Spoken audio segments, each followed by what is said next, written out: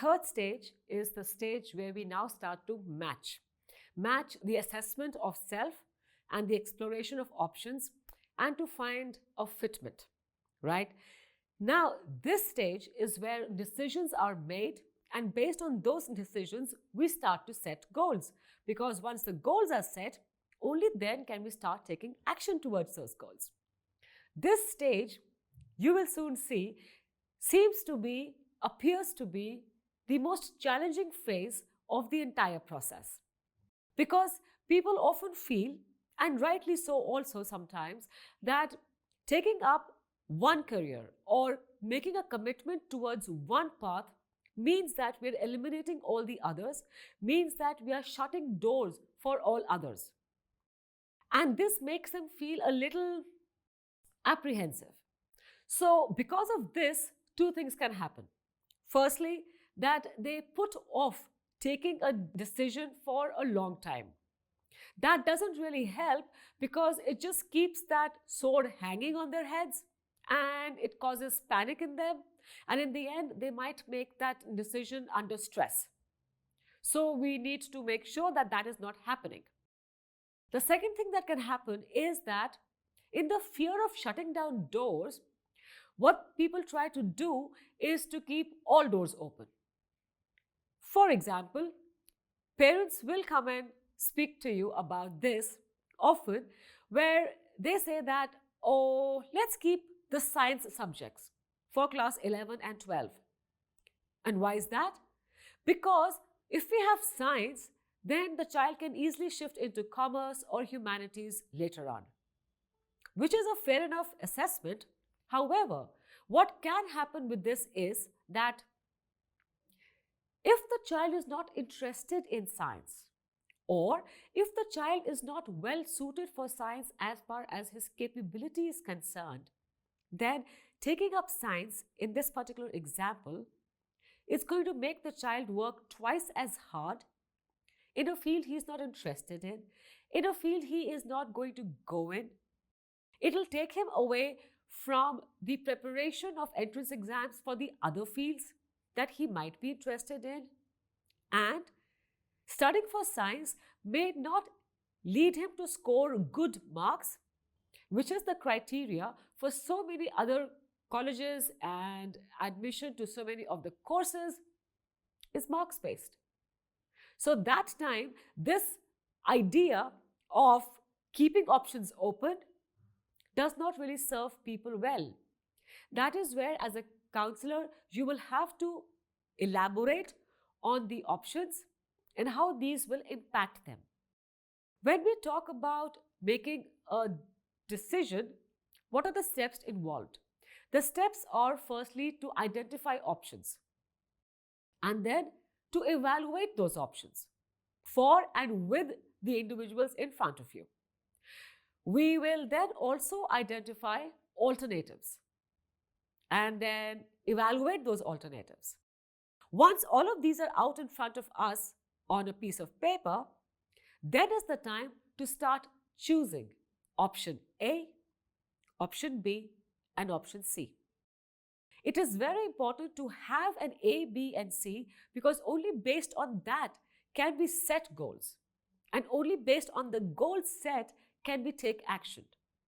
We can't work for all options at the same time, unless, of course, the entrance to all the options is the same. So let's take this with an example. Now, imagine that you have a student who is keen on engineering, but at the same time is very keen on joining the armed forces. They still haven't thought of whether it is the Army, Navy, or the Air Force, but they are very keen that engineering or the armed forces. And at this point of time, I don't want to let any of these two options go because I really like them both and I want to try which one is meant for me. So now for a child like this, obviously the first is to take up the subjects of the physics, chemistry, and maths, which is the eligibility for either of the two. That's one thing. So the child can take up these subjects and start to prepare for an engineering exam, which will take him towards engineering. Interestingly, it will not only take him towards engineering, it will keep the option of joining the armed forces through the technical entry scheme open for him. Then, now he's gone for the entrance exam and he doesn't know whether he's made it or not because the result is not out. But the preparation for the entrance exam and the science subjects in class 11 and 12 have kind of already prepared him for the NDA exam. That is the exam for the National Defense Academy, which is the first step towards entry into the armed forces. So here, one choice is leading to 2-3 options. So that is where your exploration stage will come into play. And here, the extra thing that the child will have to do over and above his studying for the entrance exams, his studying the subjects of sciences, is to make sure that he incorporates some amount of physical activity in his day every day, because that is going to be an important factor in consideration when he goes for the interview of the armed forces. And as it is, physical activity, I would encourage all counselors over here to make sure that you talk about having some physical activity to all the students.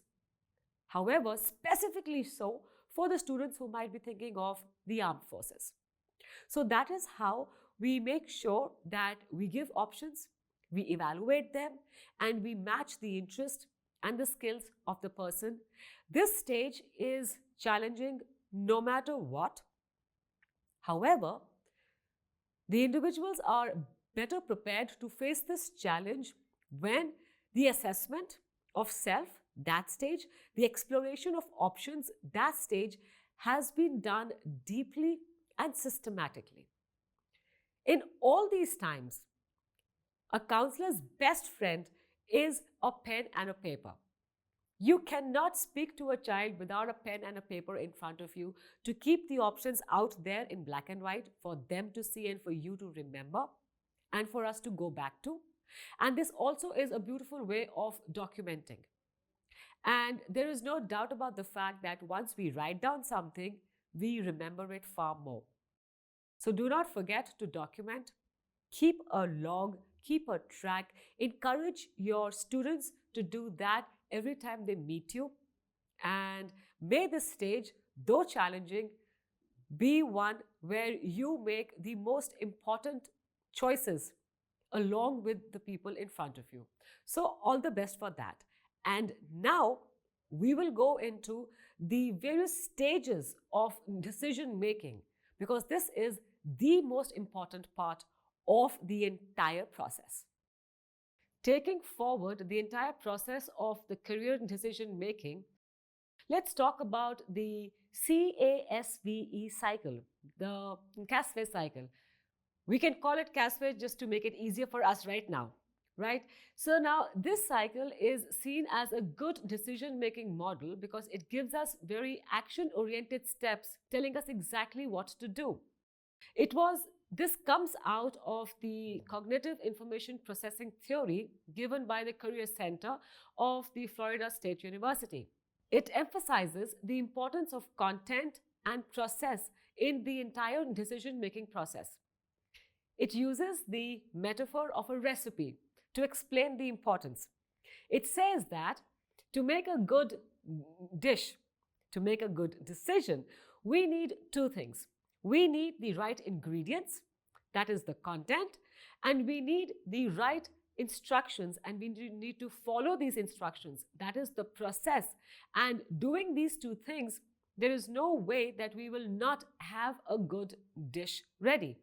So as long as we have content and as long as we follow process, we will come to a good decision. And that is what the CASVE cycle helps us do. The communication, analysis, synthesis, valuing, and execution cycle helps us do. Let's take them one by one. The start point for this cycle, the C of the CASVE cycle, is the communication stage. This is knowing that I need to make a decision. I need to make a choice. Now, it can happen that you have a student in front of you who does not realize this need. They might be in class 10 and they are still not open up to the fact that they need to make a choice. Or you might meet such a student in class 12 who is very relaxed, or they look like they are relaxed, and the parents are more worried. As a counselor here, it is also part of our job to open up and explain as to why this need is now imperative to be faced. So the start point is that I have a need. Once we talk about this need, that I need to say in class 10, choose the subjects for class 11, and by the end of class 11, beginning of class 12, I should be ready with a list of options that I might want to pursue after class 12. This is the need, and that is the first stage, the communication stage. Then is the analysis stage. The analysis stage is where, like in the previous slides that we mentioned, the assessment of self, who am I, what do I like, what am I good at, and the exploration state as to what are the options in front of me, what are the plan A and the plan B that I can think about, how do I evaluate these options, all of that, and a sync of them. The analysis of all of this forms the analysis stage in the CASVE cycle. The S part is the synthesis part, where we now start to expand or narrow our options. Now, for example, there is one child who knows that, and the only thing that they know is that, you know what, I am very good at drawing and painting, sketching, and this is what really fills my heart with joy, and I do this very well, and I want to make this a part of my life from which I can earn money and carry on.